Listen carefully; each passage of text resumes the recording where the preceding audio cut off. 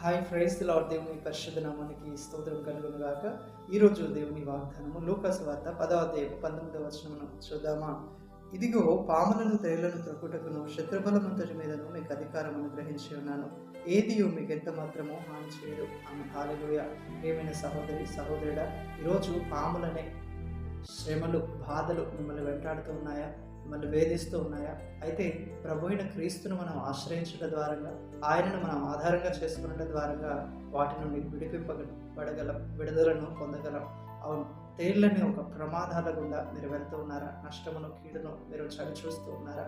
అయితే వాటి నుండి మనము క్రీస్తు యేసునకు లోబడుట ద్వారా, ఆయన ఒక మాట వినడం ద్వారా వాటిని మనం అధిగమించగలం. అపవాది అయిన శత్రు పోరాటాలను మీరు జయించలేకపోతున్నారా? వారి కార్యములను, వారి తంత్రములను తెలుసుకోలేకపోతున్నారా?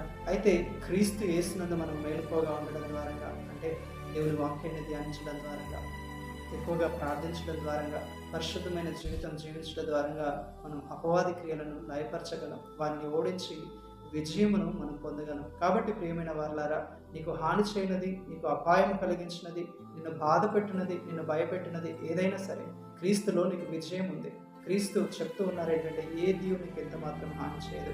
ఆయనను ఆశ్రయించినప్పుడు, ఆయనకు లోబడినప్పుడు, ఆయనకు అనుకూలమైన జీవితంలో జీవించినప్పుడు నీవు అపవాది కార్యములను లయపరుస్తావు. You are the devil destroyer, you are the miracle worker, you done a great things in his name. God bless you all. Praise the lord.